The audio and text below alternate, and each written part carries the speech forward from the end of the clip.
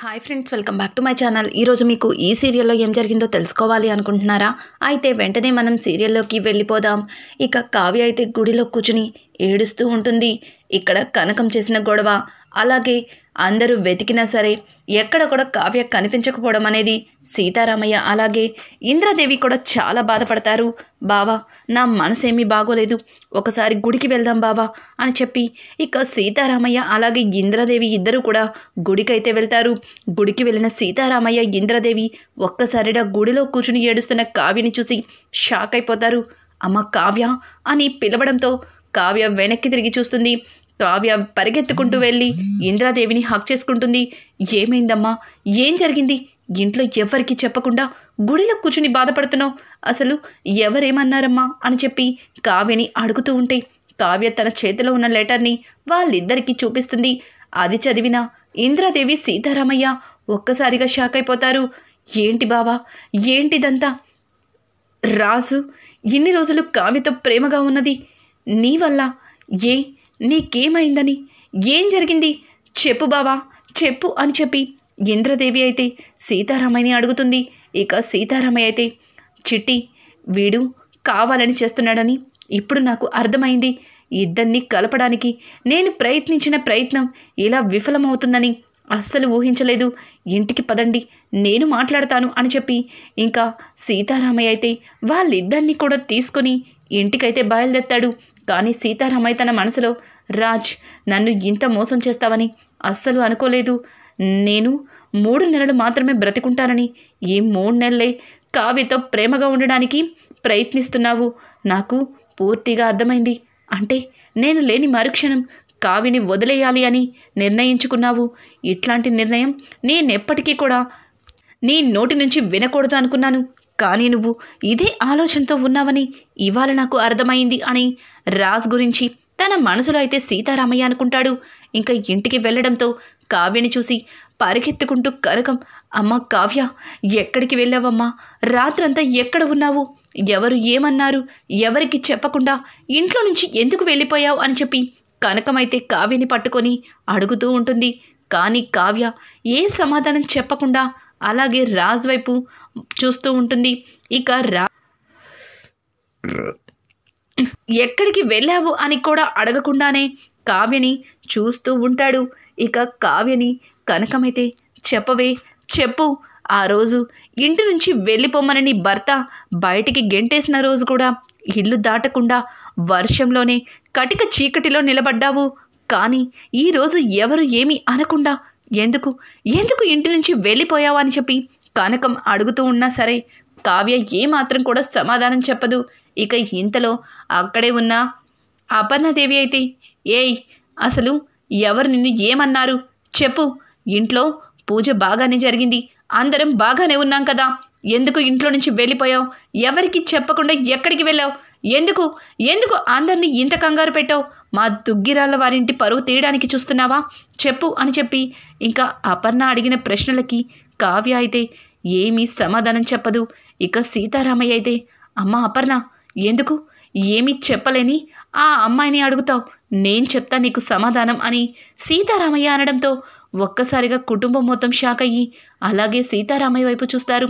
ఇంకా అపర్ణ అయితే, ఏమైంది మావయ్య గారు, మీరు సమాధానం చెప్పడం ఏంటి, తను ఇంట్లో నుంచి వెళ్ళిపోతే మీరెందుకు సమాధానం చెప్తారు, మీకు కూడా తను ఎందుకు వెళ్ళిపోయిందో తెలియదు కదా అని చెప్పడంతో రాజైతే, తాతయ్య మీకు ఎలా ఉందో తెలుసు కదా, ఎందుకు తాతయ్య ఇప్పుడు ఇవన్నీ, తర్వాత చూసుకుందాం, రాత్రంతా నిద్రపోలేదు, మీరు వెళ్ళి రెస్ట్ తీసుకోండి అని చెప్పి రాజైతే ఎవరికి ఏది చెప్పనివ్వకుండా అక్కడే ఆపేద్దామని ప్రయత్నిస్తూ ఉంటాడు. ఇక రాజ్ ప్రయత్నాలని సీతారామయ్య అయితే చాలా కోపంగా, రాజ్ ఆపుతావా, ఆపిక, నువ్వు నన్నే మోసం చేస్తున్నావు, నా మాటకే నువ్వు గౌరవం ఇవ్వట్లేదు, అసలు నిన్ను నమ్మి నేను చాలా పెద్ద తప్పు చేశాను అని సీతారామయ్య అయితే రాజ్ మీద గట్టిగా అరుస్తాడు. ఒక్కసారిగా రాజ్ ఉలిక్కిపడి అలాగే ఏమీ మాట్లాడకుండా సైలెంట్గా ఉండిపోతాడు. ఇక సుభాష్ అయితే, నాన్నగారు ఏమైంది, రాజ్ ఏం చేశాడు, రాజ్ ఏం చేశావురా, ఎందుకు ఎందుకు నాన్నగారు అలా మాట్లాడుతున్నారు? మీ తాతయ్య గారి మనసు ఎందుకు బాధ పెట్టావు? తెలీదా నీకు? మీ తాతయ్య గారి పరిస్థితి ఏంటో తెలీదా? ఏంటి? ఏం జరిగింది? కావ్య ఎందుకు ఇంట్లోంచి వెళ్ళిపోయింది? చెప్పరా, చెప్పు. ఎందుకు ఎందుకు నాన్నగారు అంత ఎమోషనల్ అవుతున్నారు అని అంటుంటే, చెప్పలేడు సుభాష్. వాడు ఏమీ చెప్పలేడు. ఎందుకంటే వాడు తప్పు చేశాడు. తప్పు చేసిన వాడు ఏం చెప్తాడు? నేను చెప్తాను అని చెప్పి ఇంకా చిట్టి అని పిలవడంతో ఇంద్రాదేవి అయితే కావ్య తనకిచ్చిన చిట్టీని వాళ్ళందరికీ ఇస్తుంది. ఆ చిట్టీలో ఉన్నదంతా చదివి ఒక్కసారిగా సుభాష్ అలాగే కుటుంబం మొత్తం షాక్ అయిపోతారు. రుద్రాణి అయితే ఎన్ని రోజులు కూడా కావ్య అంటే ఇష్టమని వెంట వెంట తిరుగుతుంటే ఏంటో అనుకున్నాను. ఇదా నీ నువ్వు చేస్తున్న మోసం అని రుద్రాణి అలాగే కనకమైతే ఏముంది అందులో? ఏముంది? ఏం రాశారు అల్లుడు గారు అందులో? ఏం జరిగింది అని అడగడంతో ఇక పక్క నుంచి స్వప్న అయితే అందులో ఉన్నదంతా చెప్తుంది. అది విన్న కనకం, బాబు ఏంటిదంతా? అంటే ఇన్ని రోజులు నా కూతుర్ని మీరు ప్రేమిస్తున్నది మోసమా? నా కూతుర్ని అర్థం చేసుకుంటున్నాను అని చెప్పిందంతా అబద్ధమా? అది తెలియక నా కూతురు పిచ్చిదానిలాగా ఇదంతా నమ్మిందా? అది ఇంట్లో నుంచి అడుగు బయట పెట్టిన రోజే నాకు అర్థమయ్యింది. నా కూతురు మనసు ఎవరో ముక్కలు చేసేశారు. తను తట్టుకోలేని బాధ వచ్చిందని అర్థమైంది. ఆ బాధ ఇదా? అసలు ఎందుకు బాబు, ఎందుకు ఇలా చేశారు? మీకు ఇష్టం లేకపోతే మీరు నాతో చెప్పుండాల్సింది. నా కూతుర్ని నాతో పాటు మా ఇంటికి తీసుకెళ్ళిపోయేదాన్ని. కానీ ఎందుకు బాబు, ఎందుకు? కల్మషం లేని ఒక మంచి మనసున్న మనిషిని ఇలా మోసం చేయడం ఏమాత్రం కరెక్ట్ అని కనకమైతే ఇక రాజ్ని నిలదీస్తుంది. అలాగే అక్కడే ఉన్న సీతారామయ్య, రాజ్ చెప్పు, ఇంతమంది ఇన్ని మాటలు అడుగుతున్నారు, ఇన్ని ప్రశ్నలు వేస్తున్నారు, నీ దగ్గర ఏమాత్రం కూడా సమాధానం లేదని అర్థమవుతుంది. ఎందుకు నన్ను మోసం చేశావు? ఎందుకు నా మాటకి విలువ ఇవ్వలేదు అని అంటుంటే, అయ్యో తాతయ్య, మీ మాటకి నేను విలువ ఇవ్వకపోవడం ఏంటి? లేదు తాతయ్య, మీరు అపార్థం చేసుకున్నారు. అందులో నేను మీకోసం కావ్యతో ప్రేమగా ఉండడానికి ప్రయత్నించాను అని రాశాను. కానీ కావ్యని నేను ప్రేమించడం మొదలుపెట్టానని రాత్రే అర్థమైంది తాతయ్య. కావ్య కనిపించక నేను ఎంత కుమిలిపోయానో మీకేం తెలుసు? అసలు దాని గురించి మీకు ఎవరికి చెప్పినా సరే మరింత బాధపడతారని ఆ బాధను నా గుండెల్లోని దాచుకున్నాను. వాళ్ళ అమ్మగారు వచ్చి అడిగే ఒక్కొక్క ప్రశ్నకి నా గుండెల్లో గుణపాలు దించినంత పని అయ్యింది. కళావతి కనిపించక ఎంతో కుమిలిపోతున్న నాకు వాళ్ళమ్మ వచ్చి అడిగే ప్రతి ప్రశ్నకి జవాబు చెప్పలేక, తల ఎత్తుకోలేక నాలో నేను ఎంత కుమిలిపోతున్నానో మీకెవ్వరికి చెప్పలేను. నన్ను వదిలి ఎక్కడికి వెళ్ళిపోయావు కళావతి? చెప్పు నన్ను వదిలి ఎందుకు వెళ్ళిపోయావు? నువ్వు నా గురించి బాధపడితే నన్ను నిలదీయాల్సింది. ఎందుకండి ఇలా చేశారు అని ఒక్క పాట నన్ను అడిగి ఉండవలసింది. నా నుంచి దూరంగా వెళ్ళిపోతే ఈ రాజ్ బ్రతికుండగలడు అనుకుంటున్నావా? అసలు ఎందుకు చెప్పకుండా వెళ్ళిపోయావు? చెప్పు కళావతి అని చెప్పి కావ్య 2 చేతులు పట్టుకొని రాజ్ ఏడుస్తూ ఉంటే కావ్య అయితే ఏం మాట్లాడాలో తెలియక అలానే రాజ్ వైపు చూస్తూ ఉంటుంది. ఇక రాజ్ అయితే నన్ను క్షమించు కళావతి, నా వల్ల నువ్వు ఎంత బాధపడ్డావో నాకు ఇప్పుడు అర్థమైంది. నువ్వు కనిపించని మరుక్షణమే నేను నిన్ను ఎంతగా ప్రేమిస్తున్నానో నాకు తెలిసేలాగా చేశావు. నిన్ను చాలా బాధ పెట్టాను. నన్ను క్షమించు. ఇంకెప్పుడు కూడా నా నుంచి దూరంగా వెళ్ళకూడదని నాకు మాట ఇవ్వు అని చెప్పి రాజైతే కావ్య దగ్గర మాట తీసుకుంటాడు. ఇదంతా చూసిన అపర్ణకైతే చాలా చిరాకొస్తుంది. రాజ్, ఏంటిదంతా? ఎందుకు ఇలా చేసావు? ఇంత ప్రేమ ఉంచుకున్నాడువి ఎందుకు ప్రేమ లేనట్టు నటిస్తున్నావు? ఎందుకు ఇదంతా చేస్తున్నావు? ఎవరి కోసం? నువ్వేమీ నా దగ్గర భయపడనక్కర్లేదు. నువ్వు నీ భార్యని ప్రేమిస్తున్నప్పుడు నీ భార్యతో సంతోషంగా ఉండొచ్చు. నా గురించి నువ్వేమీ ఆలోచించక్కర్లేదు. ఇంట్లో లేనిపోని గొడవలు క్రియేట్ చేయొద్దు. ఎవరికి చెప్పకుండా వెళ్ళిపోయి అందరితోటి నానా మాటలు అనిపించారు. ఇక సంతోషంగా ఉండండి అనుకుంటూ అక్కడి నుంచి అపర్ణ అయితే చిరాగ్గా మొహం పెట్టుకొని లోపలికి వెళ్ళిపోతుంది. మమ్మీ మమ్మీ అని ఇక రాజ్ వెళ్ళబోతుంటే సుభాష్, రాజ్ మీ మమ్మీ గురించి తెలిసిందే కదా, ఇప్పుడు గొడవ పడుతుంది, ఇంకా ఆసేపటికే వచ్చి నిన్ను పిలుస్తుంది, నువ్వేమీ బాధపడమాకు, ముందు కావ్యని లోపలికి తీసుకెళ్ళు, పాపం నిన్నటి నుంచి తను ఏమన్నా తిన్నదో లేదో ముందు తనకి ఏమైనా పెట్టు అని చెప్పి సుభాష్ అనడంతో ఇక కావ్యని చెయ్యి పట్టుకొని రాజు అయితే లోపలికి తీసుకెళ్తూ ఉంటాడు. ఇంతలో రాజు అలా తీసుకెళ్లబోతూ ఉంటే సీతారామయ్య ఆగు అని గట్టిగా ఒక్కసారిగా సీతారామయ్య అలా అరవడంతో రాజ్కి కొంచెం భయపడతాడు. ఏంటి, తాతయ్యకి నిజం తెలిసిపోయిందా? ఇదంతా కూడా నా నాటకమని అర్థమైపోయిందా? ఇప్పుడు తాతయ్యకి నేను ఏం సమాధానం చెప్పాలి అని రాజైతే తన మనసులో అనుకుంటాడు.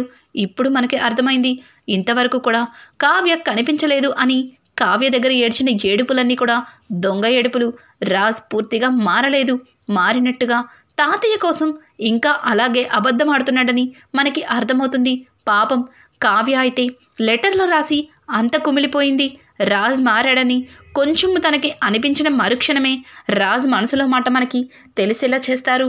అప్పుడు కావ్య మొహం మనకి చాలా బాధగా జాలిగా కనిపిస్తుంది. కావ్య కూడా ఒక విధంగా రాజ్ అంత చెప్పినా సరే తను కూడా ఏమాత్రం కూడా నమ్మదు. అలాగే అక్కడ సీతారామయ్య పరిస్థితిని కావ్య అర్థం చేసుకుని ఏమీ మాట్లాడకుండా రాజ్ తీసుకెళ్లగానే కావ్య కూడా తనతో లోపలికైతే వెళ్తూ ఉంటుంది. ఇంకా సీతారామయ్య ఆగమనడంతో ఇద్దరు కూడా ఆశ్చర్యంగా వెనక్కి తిరిగి చూస్తారు. ఏమైంది తాతయ్య, మళ్ళీ ఏం జరిగింది అని అనడంతో, చూడు రాజ్, నువ్వు నా కోసం కావ్యని ప్రేమిస్తున్నట్టు నటిస్తున్నావు, అలాగే నా ఆరోగ్యం కోసం, అలాగే నా సంతోషం కోసం కావ్యతో సంతోషంగా ఉన్నట్లు చేస్తున్నావు. కానీ అక్కడ ఒక ఆడపిల్ల నీ మీద చాలా ఆశలు పెంచుకుంది. అట్లాంటి ఆడపిల్ల మనసు బాధ పెట్టడం నీకు సవ్యంగా అనిపిస్తుందా? దుగ్గిరాల వారసుడు ఒక ఆడపిల్ల జీవితంతో ఆడుకోవడాని నేను అనుకుంటున్నా. ఇప్పుడైనా సరే నిజం చెప్తున్నావా అని అడగడంతో ఇక రాజైతే, లేదు తాతయ్య, లేదు, నేను నిజమే చెప్తున్నాను. కళావతి లేకపోతే నేను బ్రతకలేను తాతయ్య. కళావతినే నా జీవితం అని రాత్రే నాకు అర్థమైంది అని రాజ్ చెప్తున్న మాటలకి కొంచెం నమ్మనట్టుగా అనిపించినా సరే ఇక సీతారామయ్య వాళ్ళనైతే లోపలికి వెళ్ళమంటాడు. ఇక కనకం కృష్ణమూర్తి సీతారామయ్య దగ్గరికి వచ్చి, అయ్యా, కూతురు కనిపించలేదన్న బాధలో మిమ్మల్ని అలాగే ఇంట్లో అందరినీ చాలా మాటలు అన్నాను, నన్ను క్షమించండి అని చెప్పి ఇద్దరు కూడా సీతారామయ్య చేతులు పట్టుకుంటూ ఉంటే ఇక ఇంద్రాదేవి అయితే, చూడు కనకం, నీది కన్నపేగు, నీది పెంచిన తండ్రి బంధం, మీరు ఏ మాట అన్నా సరే మీ మాటకి ఎవ్వరూ జవాబు చెప్పలేరు. ఎందుకంటే మీ బాధ అటువంటిది, మీ బాధ వర్ణనాతీతం. ఇక సంతోషంగా ఉండండి, కావ్యకి ఎటువంటి ఇబ్బంది ఉండదు, చూశారుగా తను బాగానే ఉందిగా అని చెప్పడంతో సరేనమ్మా ఇక బయలుదేరుతామని వెళ్తూ కనకమైతే స్వప్న దగ్గరికి వచ్చి, ఒసై దరిద్రగొట్టుదానా, ఇంట్లో ఏం జరుగుతుందో, నీ చెల్లెలు ఎలా ఉందో అనేది నాకు ఫోన్ చేసి చెప్పు, అర్థమవుతుందా? ఇలాగే మొద్దులాగా ఉంటే రేపు ఏదైనా జరగచ్చు అని చెప్పి కనకమైతే స్వప్నకి చీవాట్లు పెట్టి అక్కడి నుంచి వెళ్ళిపోతుంది. ఇక స్వప్న అయితే, ఏంటి తలనొప్పి, ఇప్పటికీ ఈ దొంగ కడుపు గురించి ఇంట్లో ఎలా మేనేజ్ చేయాలో తెలియక చచ్చిపోతుంటే మధ్యలో ఈ కావ్య ట్విస్ట్ల మీద ట్విస్ట్లు ఇస్తుంది. అసలు అందరికీ నేనే దొరుకుతున్నానా? అందరూ నన్నే అంటున్నారు. అది కనిపించకపోయినా నాకే చీవాట్లు, నేను కనిపించకపోయినా నాకే చీవాట్లు. అసలు ఏంటిదంతా అని చెప్పి స్వప్న చిరాకు పడుతూ ఇక చాలా క్యాజువల్గా మెట్లెక్కిస్తూ ఉంటుంది. అది చూసిన రుద్రాని, ఇదేంటిది, అందరూ చూస్తుండగా ఒకలా నడుస్తుంది, ఇప్పుడేంటి ఇలా నడుస్తుంది, అయినా దీని కడుపు అలా కిందకి జారిపోయి ఉందేంటి అని చెప్పి రుద్రాని అయితే ఒక్కసారిగా తొంగి చూస్తుంది. ఇక చీర కింద నుంచి కూడా తన ప్రెగ్నెన్సీ ప్యాడ్కి ఉన్న తాడులైతే కిందకి వేలాడుతూ కనిపిస్తాయి. మెట్లెక్కుతూ ఉంటే ఆ తాళ్ళు సపరేట్గా కనిపించడంతో ఒక్కసారిగా రుద్రాని అయితే షాక్ అయిపోతుంది. ఆగు స్వప్న అని పిలవడంతో స్వప్న ఒక్కసారిగా మెట్లాగుతుంది. అలాగే కనకం వాళ్ళు వెళ్తున్న వాళ్ళు కాస్త గుమ్మం బయట అడుగు పెట్టేవాళ్ళు వాళ్ళు కూడా వెనక్కి తిరిగి చూస్తారు. ఇక స్వప్న అయితే, ఏమైంది, మళ్ళీ ఈవిడికేమి డౌట్ వచ్చిందో నా మీద అంతా బాగానే ఉంది కదా అని చెప్పి తనకు తాను చూసుకుంటూ ఉంటుంది. ఇక ఇంతలో రుద్రాణి అయితే గబగబా మెట్లెక్కి ఆ కింద వేలాడుతున్న తాళ్ళనైతే గట్టిగా పట్టుకొని లాగుతుంది. ఒక్కసారిగా అలా లాగేసరికి స్వప్న అయితే ఆగండి అత్తయ్య, ఆగండి, అవి అవి నా శారీ పెట్టికొట్ అని ఏదో చెప్పబోతూ ఉండగానే ఇక తన కడుపు ప్యాడైతే ఊడిపోయి బయటికి వచ్చేస్తుంది. అది చూసిన రుద్రాణి ఒక్కసారిగా షాక్ అయిపోతుంది. ఇక స్వప్న చెంప పగల కొడుతుంది. స్వప్న అయితే మెట్ల మీద నుంచి గిరగిరా పడుతూ కింద పడుతుంది. వెంటనే కనకం పరిగెత్తుకుంటూ వెళ్ళి, రుద్రాణి గారు ఏం చేస్తున్నారు? కడుపుతో ఉన్న పిల్లని కడుపుతో ఉందని కూడా చూడకుండా ఇలా కొడుతున్నారేంటి? అసలు నా కూతురు ఏం తప్పు చేసింది అని అంటుంటే, నీ కూతురు కడుపుతో ఉంటేనే కదా అసలు తను కడుపని అబద్ధం చెప్పి ఇంట్లో వాళ్ళని అలాగే నన్ను నా కొడుకుని మోసం చేసి పెళ్లి చేసుకుంది. ఏంటిదంతా అసలు మీరు అని చెప్పి రుద్రాణి అయితే అందరి ముందు కావ్య వచ్చిందన్న సంతోషం నిమిషం కూడా లేకుండానే స్వప్న నిజస్వరూపాన్ని బయటపెట్టి అందరి మధ్యలో స్వప్నని ఇంట్లో నుంచి బయటకైతే పంపించేస్తుంది. ఇంకా ఎవరికి ఏం సమాధానం చెప్పుకోలేక స్వప్న అయితే ఏం మాట్లాడాలో అర్థం కాక అక్కడే నిలబడి అందరికీ కూడా క్షమాపణలు చెప్పి కావాలని చెయ్యలేదు, ఇదంతా కూడా కావ్యనే చేసింది అని మొత్తం కావ్య మీదకి నెట్టేస్తుంది. ఒక్కసారిగా కావ్యకైతే ఏమీ అర్థం కాదు. కనకమైతే, ఓసే స్వప్న, నువ్వు తప్పు చేసి కావ్య మీద నెడుతున్నావు, నువ్వు ఇదంతా కావాలని చేస్తున్నావు, అసలు నీ వల్ల తన జీవితాన్ని నాశనం చేస్తున్నావు అని చెప్పి అప్పటికి కనకం అరుస్తున్నా సరే వినిపించుకోకుండా మొత్తం నిందనైతే స్వప్న కావ్య మీద వేస్తుంది. ఇక స్వప్న వేసిన నిందలకి కావ్య ఏం సమాధానం చెప్తుంది? అలాగే కావ్యకి సపోర్ట్గా రాజు నిలబడతాడా? ఏం జరుగుతుంది అనేది రానున్న ఎపిసోడ్స్ మరింత ఇంట్రెస్టింగ్గా మారబోతున్నాయి. ఈ వీడియో కనుక మీకు నచ్చినట్టయితే లైక్ చేసి సబ్స్క్రైబ్ చేసుకోవడం మాత్రం మర్చిపోకండి. Thanks for watching. Hi friends, welcome back to my